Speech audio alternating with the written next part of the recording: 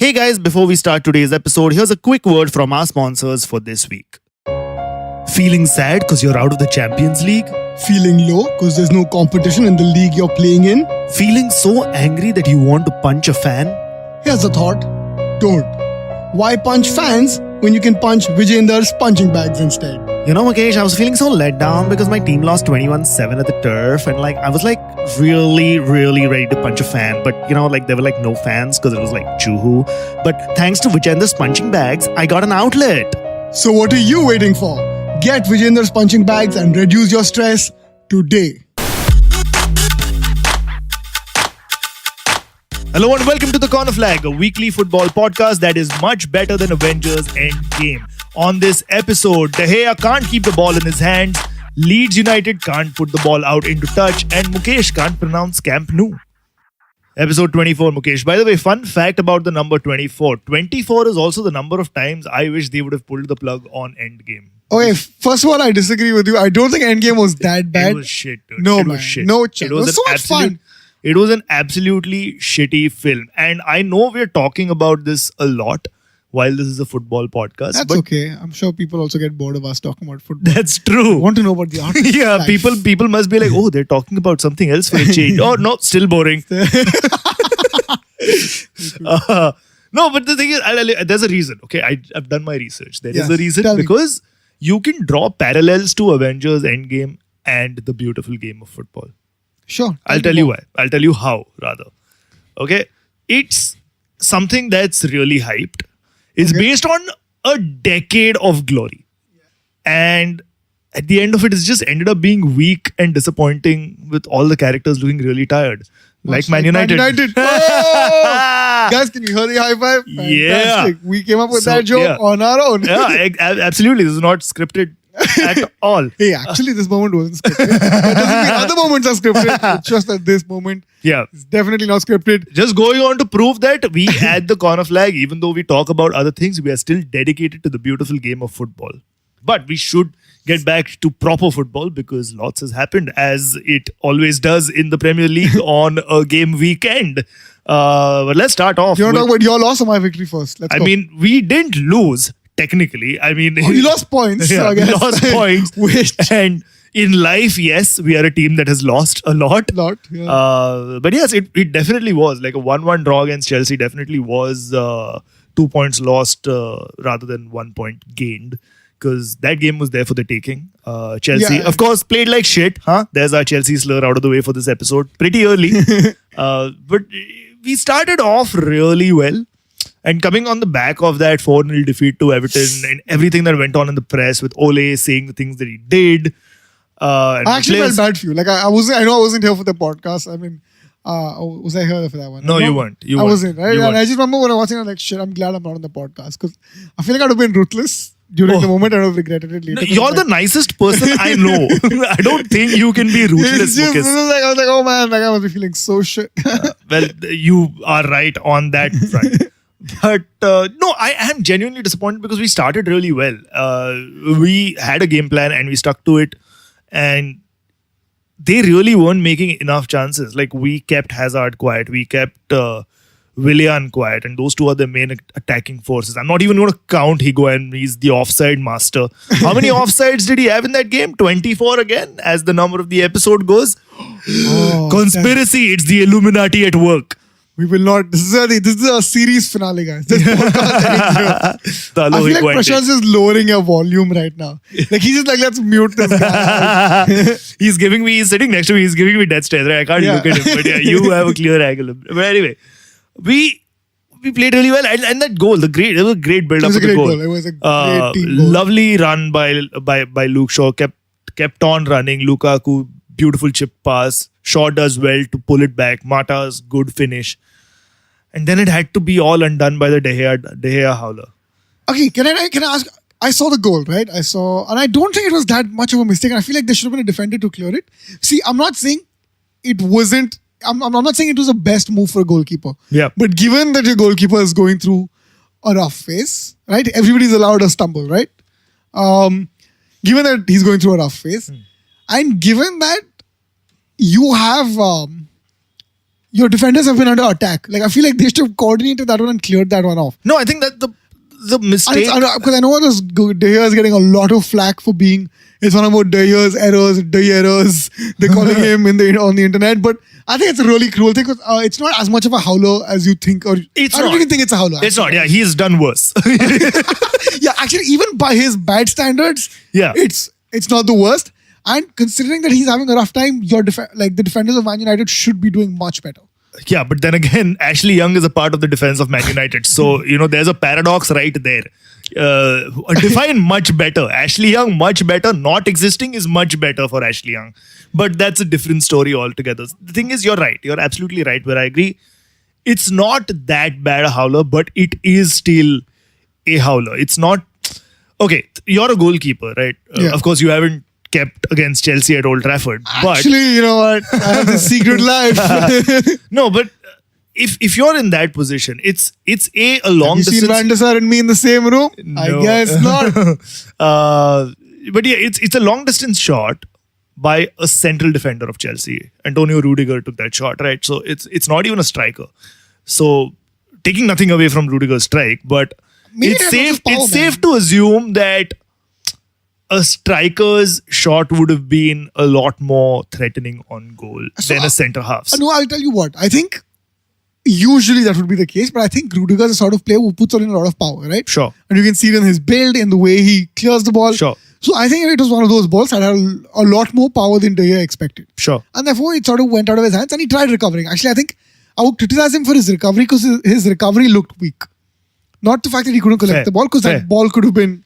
It Yeah. could have been very powerful. And, Yeah. sometimes Yeah. you don't just catch it on TV Yeah. Yeah. because camera work is great or whatever, right? But I Yeah. think the recovery looked very weak. He stumbled a little bit. It looked very slow. And you saw someone like Alonso, somebody as a team, I'm sure they would have prepped for this because he's known to score goals. He's known to Yeah. make those run-ins. He's not very fast, I guess, but Yeah. he's known to make those runs. So Yeah. for me, if anything, the howler was in the recovery. Alonso also almost missed.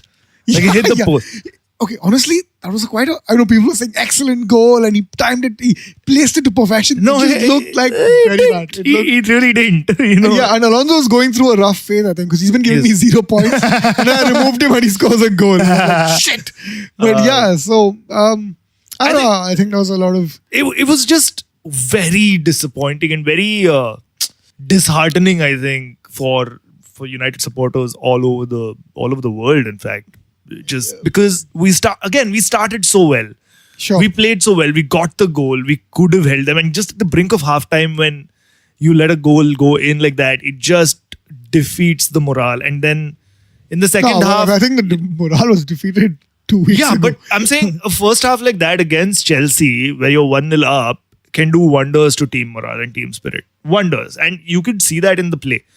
And after the half, like in the second half, it all completely changed. And we had injuries to Eric Bailly and Marcus Rashford. So Rojo had to come on and I know you don't like Alexis Rojo. had to come on. I just don't know why he's there. Why is he still around? He can't make toast. Fuck defending. He can't make toast. You don't think two challenges. He's just come on and within 5 minutes he's done 2 tackles and he's gone 2-footed on both of them. And I'm just extremely surprised that he was still on the pitch. Misplaced talent? No, I just don't think he's a ship player.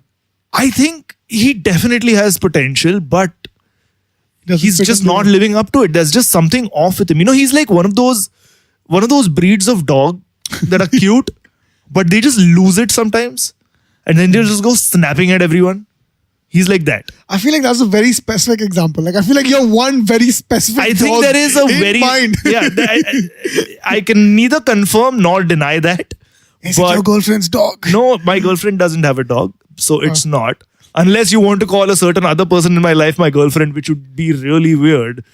That's for the other podcast. Man. That's the podcast on virgins that we do every week. If you guys who are listening know which dog I'm talking about, please let me know and make this really awkward for me. But you're exactly right, because if you're thinking about the dog that I'm thinking about, you're exactly right. He's that person.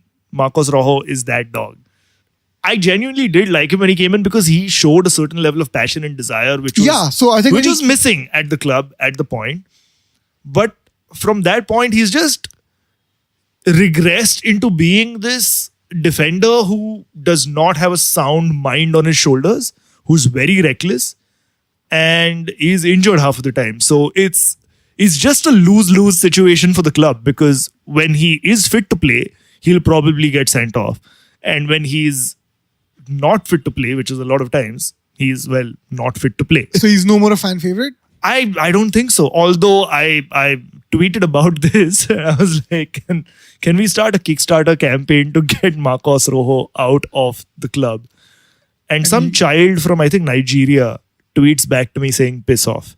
Oh no! Yeah. We're losing. Yeah. And listeners in Nigeria. And this kid's Twitter display picture was a photo of Kramer. So I just started going, oh, did I hurt you, you nameless racist? You know? No, Mog, we need to get listeners. No, the thing is, the conversation devolved from him calling me an ugly Indian prick who doesn't know anything about football because I can't spell. Oh, okay. To shut it with your insults, I'm really not in the mood. Wait, I'm sorry. Which error did you make? Which spelling error did you make? I didn't make any spelling error. So he just called you... Yeah, he just assumed that my spelling would be wrong. Okay, then I guess we don't need him as and then he spelled fucking as forking. No, he's a child. Yeah, He's such a child. He's an absolute child. But, so that's what, right? It started off with like him his calling... gaming ID's Mom Smasher 69. Exactly, yeah. And yeah, but that's what, it really did start off with him being racist towards me and calling out that I can't spell while making spelling errors himself. And it just devolved into him saying, shut it, man, I'm just not in the mood. You know? What? Yeah, because I just kept engaging him. I was like, oh, did your mom not feed you? Did you get bullied in school? And it was just hilarious. So it's safe to say to all those questions. It's safe to say that Marcos Rojo still has at least one fan at United, and that is a 5-year-old child in Nigeria who has access to the internet. But the other talking point from the game was Ander Herrera's return to the starting lineup. And that, I think, made all the difference for us. Negatively or positively? Positively. Okay. Very positively. Because you remember back in, was it 2017? I think it was 2017 when at the same fixture, Ander Herrera did that man-marking job on Eden Hazard and just completely neutralized him. I don't remember which year, but I remember at one point Ander Herrera just having it was a similar show from him this time around. And what was really heartening to see was he was sliding into tackles up the pitch in Chelsea's half, outside Chelsea's penalty box when their defenders were trying to clear. Like, there was some genuine show of commitment which was missing from the United team from the last 2 game weeks, which came back with the return of Ander Herrera. And because he's so good and because he's so valuable and because he values this team so much, the Glazers are probably going to let him go to PSG on a free transfer while we pay £100,000 more to Alexis Sanchez. So, who has a great mustache, by the way. Who has a great mustache now, yeah. Great mustache. Yeah, he looks like a World War II general. He looks like a pedophile. He looks like a pedophile. Yeah, that's a World War II general. I think those guys... I mean, those two can be mutually exclusive. Yeah, I guess they can be mutually exclusive. But more importantly, this is a question I wanted to ask you. Yeah. Daya, Rashford, Pogba, leaving or staying? Pogba probably leaving, and if he does, I wouldn't be too unhappy because, I mean, I really want to support the guy because he's a United Academy product and he's undoubtedly talented. Yeah. But there's so much chatter about him on social media where it just feels like he's more focused on his emojis and his bling and his dab and his styles of celebrating and his hairstyles over actually playing a decent game of football. But I don't understand. Is it because I remember there was a period in the first 5 Solskjaer games, he was doing really well, right? And everybody's like, Pog back, was read one amazing headline, which is a terrible pun. All of that was going on, and suddenly, he's suddenly out of favor. But that's what I'm trying to say, right? Like, I don't understand what the reason for that could be. Maybe he's contacted by Real Madrid, and maybe because Zidane praised him a little, he's suddenly tempted to figure out what life at Real Madrid could be, and that could affect a player's morale, and that could affect a player's performance on pitch as well. It just feels like all the media speculation around him is making him lose his focus. And honestly, if that's going to be the case, I'd rather not have him in the team. Sure. Because you definitely don't want a player like that, right? Like the best players in the world are unfazed by the media speculation around them, whether it's positive or negative. Like whether they are connected to a big club or whether the best players for a club are unfazed by Exactly, yeah. are yeah. unmoved. Exactly. Because I mean, for Gerrards and Giggs and and Scholes. case in point, and Herrera, because Yeah. there's currently talks about him stalling on a contract because he feels that United aren't paying him as much as he deserves, which I think is true. And there's talks about him going to PSG on a free, but he showed a lot of commitment in that game against Chelsea. Like, you can't fault him for commitment. And And I at know- the end of the day, that's what you want to see from your players, right? And I feel like even for Pogba, right? I know even if he really does want to go to Real Madrid and if he wants to, that's where he wants to be, play Champions League football at the highest level with the best players. I don't think he's going to get treated any better by Real Madrid fans. Those are the fans that booed Iker Casillas. Yeah, those are the fans that are Whereas now booing Gareth Bale. Whereas English Premier League fans, whether the United fans or Liverpool fans, fuck Chelsea fans. Yeah. But United fans or Liverpool fans Yeah. are very passionate supporters and Yeah. they're willing to give you Yeah. the benefit of doubt. Yeah. Liverpool supporters have forgiven Karius. So I don't know. I think it's just bad for Pogba as a player, even in his own self-interest. It's a lost cause for him, I think, to display such behavior. Rashford, because you think he'll go? Rashford will probably stay because I don't think he's the kind of player who wants a move away from the club. He wants to fight for the club. He's a Manchester lad. At the end of the day, he's a local lad and he knows what the club is all about. And he's going through a dip in form.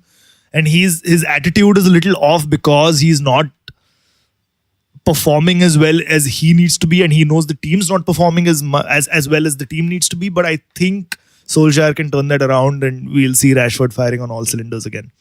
Post next season?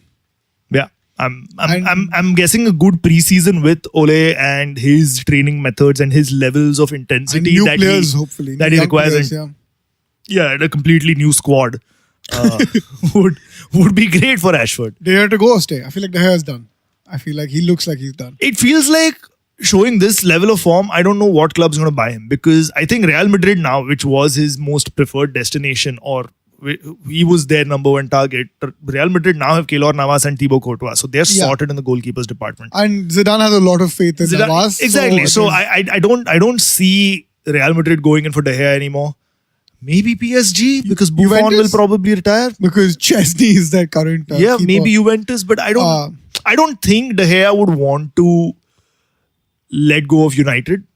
Oh, really? Because he wouldn't get Champions League football, Europa League football. He's played Europa League football with us once before. I'm sure Once. he'll be. I don't willing think to that's play something he wants to keep doing. Whereas if he goes fair to, Juventus, he gets to play with the likes of Ronaldo, Emre Can, Liverpool, and like I don't know, because I feel like he looks like he's tired of United. Because he's given them what? How many years has it been since? It's probably Alex Ferguson is seven gone? or 8 seasons. 7 seasons. So. Since that season, Yeah. the big man's gone, and I feel like now Yeah. he's like, I need to move on, and Yeah, fair club's enough. not. ready. I wouldn't fault him at this point if Exactly. he decided to move on. If he does decide to go, it'll be a very amicable split from me at least. I won't hold him back. You won't give him a shitty tweet. No, I won't hold him back. I won't make a scene outside his house. I won't call him every night. Is that what you do? That's it. That is what I do. And a Herrera and a girlfriend. Those are the two people who get calls every night. Yeah, that is it. But we should move on to the other games. Let's not stay stuck to Man United and how badly I they're just doing. wanted you to soak in the loss. Of course and the you did. sadness. Do you want to talk about Liverpool? Yeah, I really want to. But Because you beat Huddersfield 5-0. no, I just, for me, I feel like I want to talk about Liverpool in the context of the title having gone down. Please tell me about Liverpool in the context of the title run. No, I just feel bad because that Burnley match, I was like, Ginger Guardiola is going to do it. Because for 60 minutes, he had me, man. I was like, for 1 hour, I'm that like, was classic Burnley defending. Burnley, right? Although there was a handball in the box that should have been given. oh man, come on. You're going to pick that team. The entire squad of that team isn't worth one Raheem Sterling, I think. Like, I mean, it's okay, they're allowed one handball. Fair. But either way. No, that's not how the rules of football work. That's just not how it works. No, but either way, I really thought this was the game. And then for 60 minutes, they had me. And then they just had half an hour, man. It was horrible. And I feel like the problem with teams between, like, I think one of the biggest differences are unnoticed and unrecognized differences between teams like top teams like Liverpool, Man City, and the teams in the bottom 10 are the fitness levels and what can happen in the last 20 to 30 minutes. Because I Yeah. think these teams are exhausted for the first 60 minutes, right? So they can Yeah. hold on or hold off. Yeah. And then the levels of fitness that these other teams like Liverpool and Man City have, it's just It's mad. Incomparable to the other. Like they can't keep up. There's no way. And the table shows. The table shows. It's almost like the table show on the results. The fact that Liverpool and Man City have won so many games in the last 30 minutes. Yeah. I think a lot of it is not just the skill that the players have, right? A lot the equalizing factor is the skill, but fitness is just insane. So it is. Anyway, the point being, Liverpool won. It's a nice comprehensive victory against Huddersfield, but it's tough, man. It's tough to enjoy the victory when it's when you're going to be the best runners-up in the history of like you as the runners-up are better than most teams that have won. Yeah. Most teams that come first. There's a trophy for the trophy cabinet. Best runners-up. Best runners-up. The champions of second place. No, it's not just the champions of second place. It's the champions of many first teams that have come first in this year across Europe. Yeah. In the last 10 years in England. Yeah. In the last 100 years across football. I think this is one of the best teams to have played. Yeah. And it's one of the most classic Liverpool things to have happened to Liverpool. No, but I do feel for you as a Liverpool fan because Liverpool have done everything they could do. It's one loss. They've done How can everything. one loss not be enough? Yeah. I agree there were too many draws, but I'm like, you can't fault a team, man. They've hit 90s. Yeah. They're probably going to hit 97, I think. Yeah. I think the closest to this is probably the year Leicester won, I think 15-16. Yeah. And Arsenal came second. Like, and that's for me, that's the closest. I remember my Arsenal supporting friends feeling horrible, and I'm like, losers. What can get worse than this? Cut to now, and I'm like, oh shit. Yeah, but Arsenal still lost to Leicester, and you're losing to Man City. So I wouldn't have mind. You know what? If I lost to a Leicester, if Leicester came first, I wouldn't have minded because that's a great story. That's a greater story than. I mean, I'm saying it's not like I would be happy. Definitely not. I would still just not be happy, but. I would rather lose to Leicester because I'm like, you know what, that's a better story. Yeah. That's a story that involves pizzas. So. Yeah, but that's not a story that's going to get a documentary on Amazon Prime. That's probably going to get a documentary on Woot. So that's a story that can't afford a documentary. They can't afford new players that are a documentary. Leicester, by the way, have a player called Hamza Chaudhry, which is something I realized yesterday. He's Grenadian from his father's side and Bangladeshi from his mother's side. Oh shit! That's the first question. That's the first question I had in my head. His name is Chaudhry. He's definitely not good enough for the England team. Hey, Can he come for India? But guess what? Bangladesh was once a part of India. So on nostalgia factor, can we have play for us? Play for India nostalgia factor. No, but I think a great game. Salah's been scoring goals again. He scored 2 goals. Yeah. That was nice. Yeah. Salah scored 2 goals. Mane scored 2 goals. So both of them are happy. Salah's top of the Golden Boot list right now, right? You know, all of these somehow sound so empty right now. Like I saw the goals, they were great. I was really happy for the team, and I really thought, because you know what, I was like, okay, you know what, even if it comes to a situation where it's goal difference, 5 goals is nice because we've covered up on the goal difference. I think we have 4 or 5 on goal difference. That means we have 2 good games with that. We can even take them on goal difference, but we need them to just a goddamn draw. How tough is it? And you know, it's really it's poised really well right now that they're playing Leicester next, I think. Yeah. And it's up to Brendan Rodgers. And if there was one way, it's, you know what I mean? It's a moment that looks like it's scripted. But the problem is, life doesn't happen like it's scripted. But yeah, I think I'm expecting, I just hope, come on, you City. How can you not guys have not a 1 draw? Just 1 draw and we're good. Yeah. I feel for you, man. I feel yeah. I'm just horrible. It's just very depressing. But we shall not let you wallow in pity for a while more. How can both of us be sad? Yeah, we can't. I feel like it's like, I'm just pretending to be sad. I'm loving the fact that Liverpool are still losing the No, but you're 6th. How can you be happy? I don't care. I'm finding happiness. I don't understand. No. See, this you have to understand. For United fan, the season's over. It's done. There's nothing constructive that's going to. 4? It's very tough now. Mathematically. Mathematically it is still it's possible. Only mathematically possible. Yeah, we need to win our 2 remaining games. From 9-0. No. Fuck 9-0 on because that's not going to happen. Have you seen our attack? But we need to win our 2 remaining games. Tottenham, I think, have to lose 1 of their 2 remaining games, and Chelsea and Arsenal need to drop points. Oh. So it's heavily pitted against us. Had we won against Chelsea, that would have been slightly more favorable to us. But now we need to rely heavily on the other results plus win our last 2 games. So fuck it, See, you're talking to a Liverpool fan about relying on other results. Yeah. Thank you. No, okay. You know the 5 stages of grief, right? Yeah. Yeah, I've hit. You're in the 6th stage. Yeah, I've hit acceptance. Acceptance has happened because now my outlook is nahi khelna hai Champions League. Yeah, with this squad, what is the point?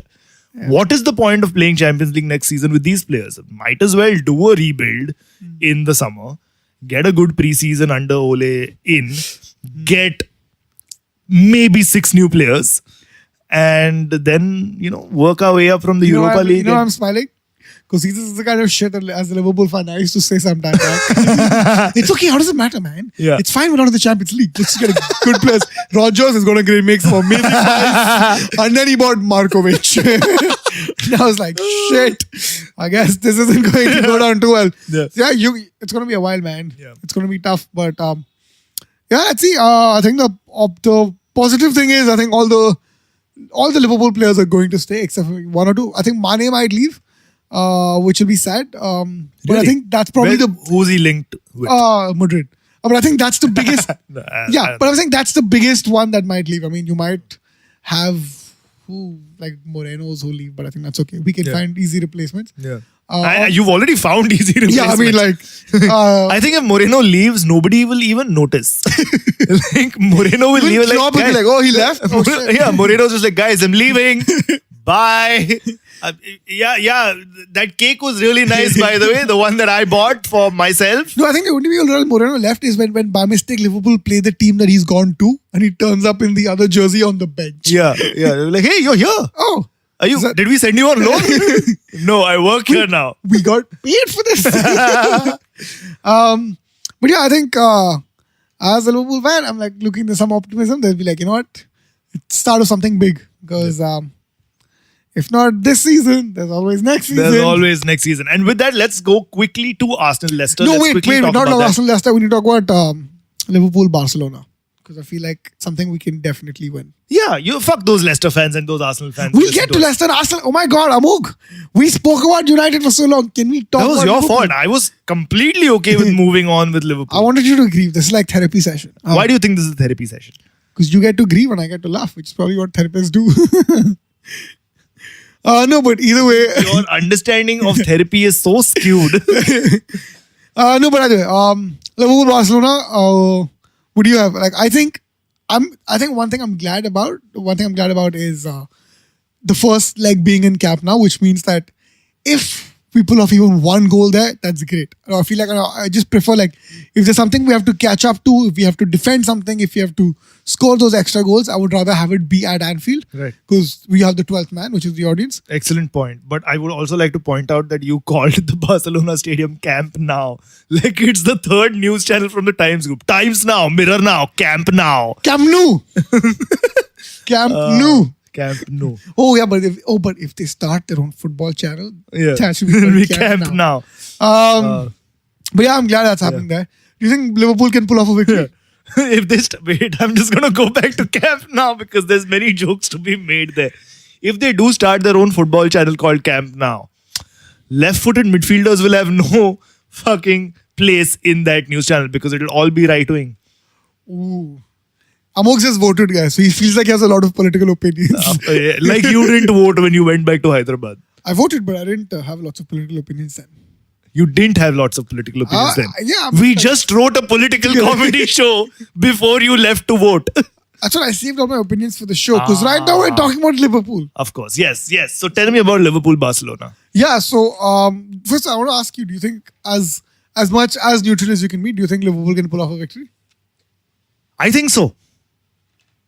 No, it looks like... I think so. I think Liverpool can pull off a victory, but in one leg. And then that will be overturned by Barcelona in the second leg and Barcelona will still win the tie. Okay, so... But I think there is definitely a Liverpool victory in that tie. So the first leg is at Camp Nou. You don't expect a draw? I don't expect a draw. I think the way Liverpool and Barcelona both play, there is definitely going to be one winner. Right. But for me, I'm expecting definitely one draw for sure. It'll be somewhat akin to what we did with Bayern. Right. When that first leg was a 0-0 draw and then we smashed them. Right. Whereas I think there'll be a draw and then one of us will get smashed. Either it'll be the attacking prowess of Salah or just Messi overpowers everybody. Right. Because I think there's a lot of interesting battles that I'm looking forward to. Like, Messi versus Van Dijk is something it's probably the best attack versus defense battle there's going to be. Messi versus Van Dijk is good. There'll be Henderson versus Rakitic. Henderson versus Rakitic is actually amazing. I think this new Henderson who's everybody's favorite. It's going to be amazing. Salah versus PK will be fantastic. Salah versus PK will be fantastic. Busquets versus the grass will be amazing. Suarez versus dentures will be lovely. Did you see that picture of Suarez's son biting him? Yeah. He gets it from his dad. He chip off the old block because he bit it off the old block. So, yeah. I think Suarez will get a good welcome. Coutinho not so much. Coutinho, Oh, that was painfully disgusting, but I loved it. Yeah. Okay, now let's move on to Leicester versus Arsenal. What is happening at Arsenal? Why have they become the club that they've become? What has happened to the top? It's the top focus because Tottenham, Arsenal, Chelsea, United, all four of them battling for that fourth spot. Neither of them want it. Yeah, it's almost like nobody. It's like they don't know how to do the tag, you're it. It's like hurdles where everybody's just crashing on the hurdles. Yeah. And these are games. Take nothing away from Leicester though. Take nothing away from Leicester because that was a great performance from Leicester. They pressed Arsenal, and I think once Maitland-Niles got that red card, which I thought, do you think it was soft? Yeah, I felt like the first foul definitely looked like a yellow card, but the second one did not look like. In fact, I felt the second one looked more like a yellow card. Oh, really? Yeah. Okay, so for me, the second one was a lot more reckless than the first one. But I feel like the second one didn't have. Okay, fair enough. I think where I'm coming from is that it looked reckless, sure, but it didn't do as much damages. And but it's not about. Correct. I get it. No, it's not. I mean, it's not like you're only going to get a penalty if you break somebody's leg. Just like, hey, ref, it's a penalty. No, but your leg isn't. Show me bones. Show me bones. As in, it didn't. The ball was gone. There wasn't too much contact. I didn't think there was too much contact. But yeah, fair enough. It was a reckless challenge, and he lunged. So that I would still term as dangerous play, and therefore that yellow card was warranted. But the first one I thought was little soft. It's soft and bad tidings for Arsenal, man. They lost to Wolves also pretty badly. Yeah. Good goal by Tielemans, 2 good goals by Vardy as well. Yeah. Also great saves by Leno. I think because of the good goalkeeper. If you're a great goalkeeper, your team is shit almost always. Yeah. You would know. Bernd Leno is essentially what David De Gea wants to be when he grows up. Bernd Leno is what David De Gea was 5 years back. Just single-handedly carrying the team. Yes, yeah, absolutely. But fantastic saves, like really, really good keeper. Good keeper. And in fact, I remember United versus Arsenal where De Gea made his first mistake, the swerving shot from Xhaka. We had a lot of chances on goal, but it was Leno who kept Arsenal in that game. So he's definitely fantastic signing.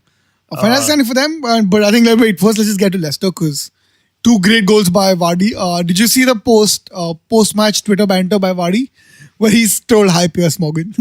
Oh, really? Piers Morgan replied saying, you chat shit, you get banged. That was really like... Normally Piers Morgan is just insufferable, but I thought that was nice banter between the both of them. Yeah. But a good game. Arsenal's going through a terrible run because they lost to Wolves also, I think.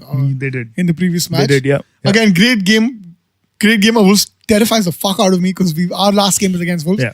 I feel like if there's one team... I think that a bunch of football journalists were talking about this as well, where the Wolves game could lose you guys the title. Definitively. Because I feel that City is not going to drop points and Liverpool will drop points against Wolves. But it doesn't matter.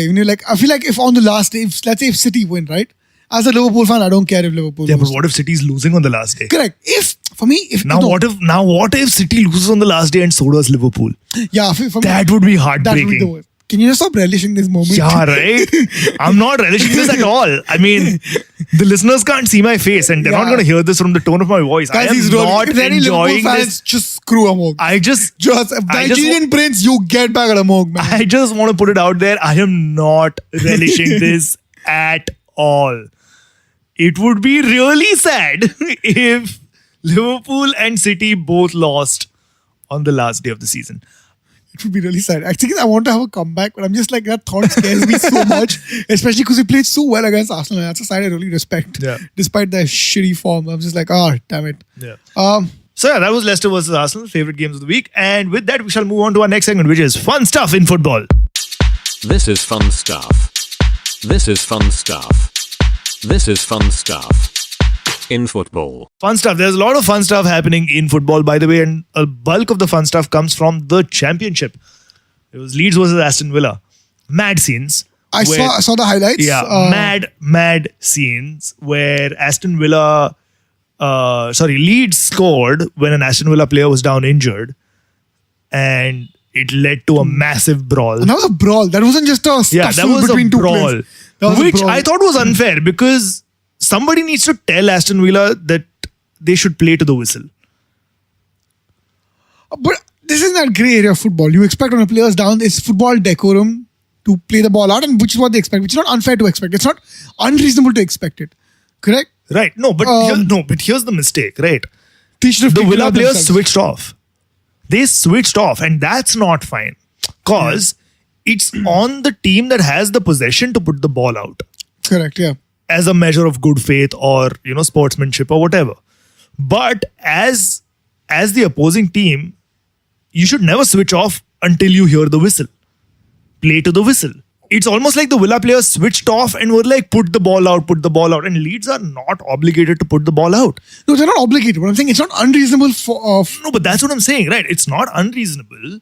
But if the players switch off, then Leeds are going to capitalize and score because, hey, there's no whistle. The ref didn't want the game stopped. He didn't deem that injury serious enough for us to stop the game. Now, maybe he is right, maybe he's wrong. But play to the whistle. Sure, okay. Now, jumping onto that, because, okay, let's agree that's a great. Let's hold that on stasis. But the next piece of big information from the match being that they let them... Correct. So, what do you think about that? That's Bielsa. That's the craziness of Marcelo Bielsa. That is just the mental nature of that man because he's visibly upset. Yeah. When the whole goal goes in, he's visibly fought with John Terry and the rest of the staff. John Terry, another shit Chelsea player. Yeah. I mean, a great Chelsea player, but shit man. Who happens to be an ex-Chelsea player. It's just that, just birds of a feather. No, but he was visibly having an argument with them. And letting Leeds letting Aston Villa score was essentially Bielsa saying, fuck this shit, you know what, fuck off, you want a fair game, fucking let them score. Yeah, let's just get to football. It's almost like Bielsa is like, I'm going to make headlines out of this. Bencho, you should have played to the whistle, you didn't, it's your fault, but you know what, I'm going to make the story about me. Yeah, and I'm going to be the big-hearted man. And he's like, I know, and he's probably spied on every player. He's like, I know what you guys eat for dinner. What was amazing when Leeds let Aston Villa score was Pontus Jansson didn't get the memo, who was their centre half. He did not realize. So he's the only one who tried to stop the attack. Oh, he was the player running behind. Yeah, he's the only one who tried to stop the attack. And he's like, fuck, this is a joke and all that. Bielsa's shouting, let them score, give the goal. So there's that happening. And Pontus like, why is he yelling at me? I'm the only guy doing anything. Exactly. And he's doing that. And the Aston Villa players then start pushing Jansson saying, what the fuck, how dare you defend? Because I'm a defender. I'm the only one playing to the whistle. There are 22 players and there's only one of us playing to the whistle. Yeah. So what this does though is it affects the morale in Leeds. Because how is that going to affect Jansson's relationship with his coach? Because he was clearly upset with the coach's decision of letting Villa score. Yeah. He felt that was not fair. For me, it's a lot of people who thought that was fair, but yeah. Yeah, for me, I feel like the problem is it reeks of amateur football. This is sort of stuff, these are the sort of solutions you come up with when you're playing at a very amateur level. And I'm talking about, when I say amateur, I mean the level we play at. Yeah. So some of these sort of solutions look very bad. This can happen at TSG, not at Ellen Road.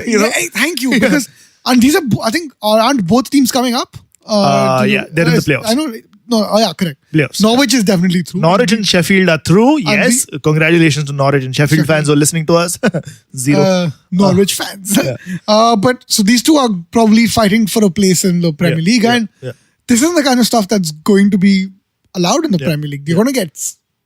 I mean, as much as I would love to have someone like Bielsa in the Premier League, these sort of tactics, this sort of behavior, these sort of solutions are absolutely terrible.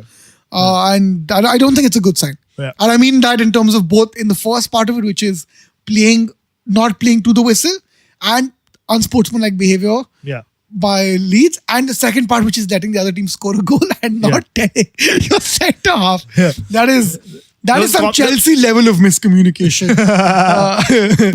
Unnecessary dig at Chelsea, but welcome. Quickly, let's move on to the next fun stuff that we have because we're running out of time. Neymar punched a fan. Oh, I love that. I saw the footage. It was amazing.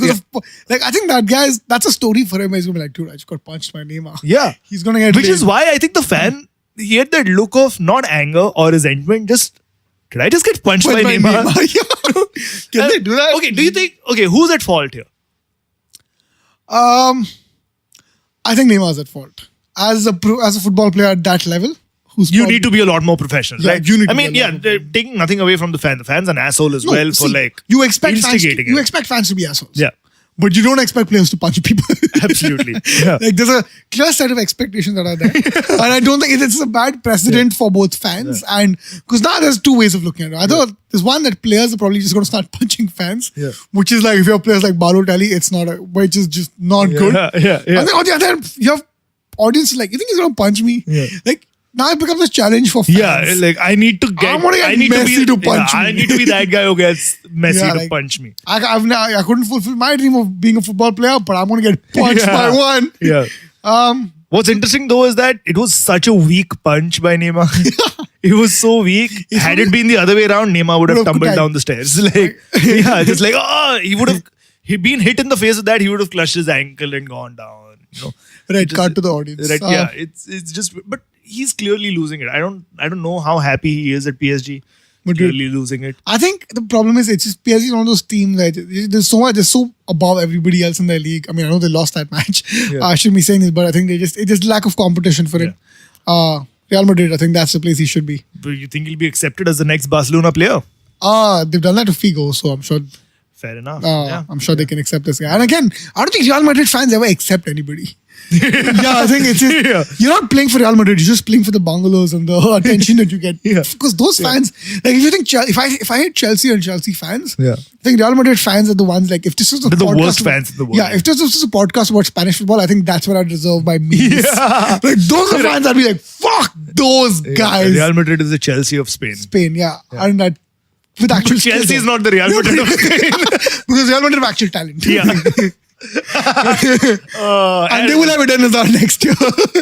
And yes, on that episode, and on that note, it is time to end the episode. And if you like the episode, please do give us a shout out on our social media. You can follow our producer Prashant on Twitter and Instagram. You can follow Mukesh on Instagram at Mukesh Manjunath. And you can follow him on Twitter at Muk the Gol, as in asterisk the Gol. And you can follow me on Twitter at Amograndive, on Instagram at Amograndive, and on Facebook at Amograndive Comedy. And that's because his name is No. I'm not doing this. If you like the episode, if you like the podcast, if you like what we're doing, then please do not forget to spread the word, share this podcast with as many people as you can, and give us a 5-star rating on Apple Podcasts or wherever you get your podcasts from. We're on every major podcasting platform.